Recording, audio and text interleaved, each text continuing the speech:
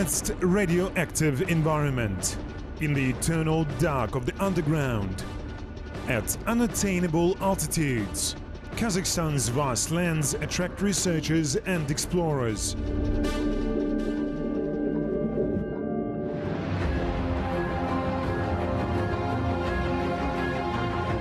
The final chord of the fall expedition season, our journey to Southern Kazakhstan, where our search for the unknown yielded very good results.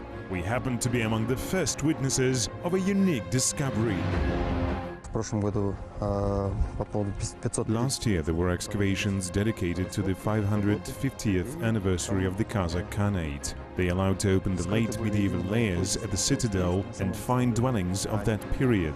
A bakery, for example. We then went deeper to find something new to validate the chronology. The 2014 works in the southern part of the citadel showed no traces of early Middle Ages, which proves that at that time the city was rather small in size. In the later Middle Ages, the city expanded. Its southern border went some 200 to 300 meters southward.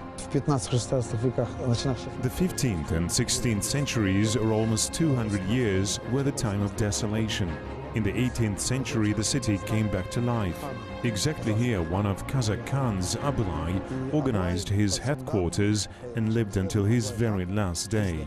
Local Kazakhs still remember the stories about how Abulai Khan used to sit and think on the bank of the Aris River, what he did when he was sick, and even show the tree under which he spent a lot of time. In addition, it was exactly here where the staff of A. Margulan Institute discovered a unique bathhouse.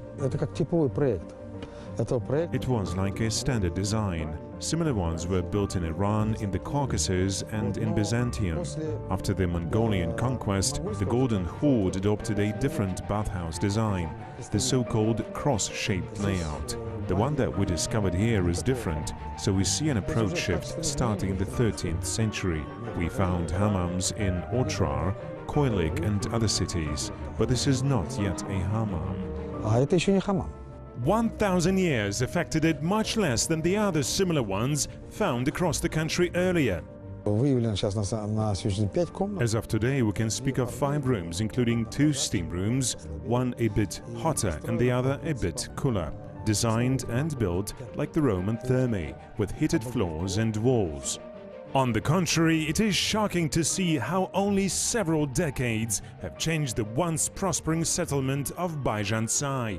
In the 30s of the last century, many dreamed of living here. How was life in those days? Oh, it was great. Nothing to add. We lived a fine life. Moscow supply and procurement. The mine was flourishing and all of us were happy.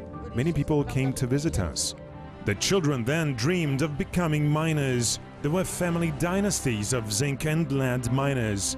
The population was about 7,000 people, whereas today, all Baijantsai inhabitants can fit in one house. That was it, the downfall.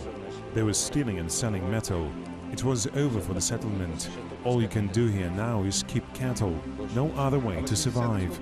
They water-sealed the mines without taking anything out, including copper and wires and everything else. They left it all below the ground. They just flooded them within 3 days, all 14 levels completely, and didn't take anything out.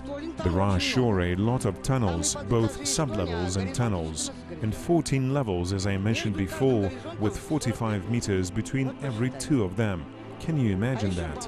It is hard to say whether there is light at the end of the tunnel for this place, once known for its mining, and what future awaits this ghost settlement except for tourism and urban exploration or digging. I guess this mine is more than 60 years old. We are about to enter a side-off and see a concrete plaque, the year of 1952. Here it is, a short one. That's where we are heading now. Without the side-offs, it's about 400 meters long. Thank you for this opportunity to experience this extreme night orientation. For that matter, we are doing an off-road GPS orientation in a few days. Not in tunnels, but on off-road vehicles. Up in the mountains? Yep. You got us. Okay, we'll be expecting you.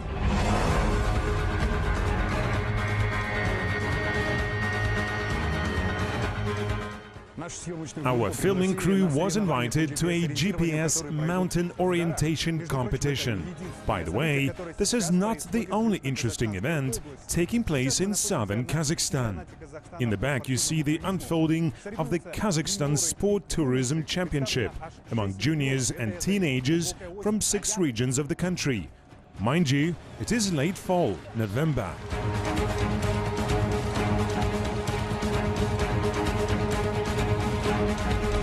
It is warm in Shymkent in southern Kazakhstan.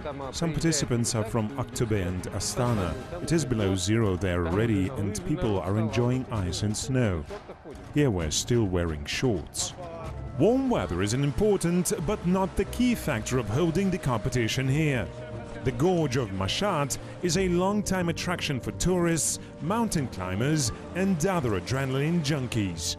In the day, these rocks hosted numerous mountain climbing championships of the Soviet Union. This climbing and mountaineering site is as famous in Kazakhstan now as it was in the USSR.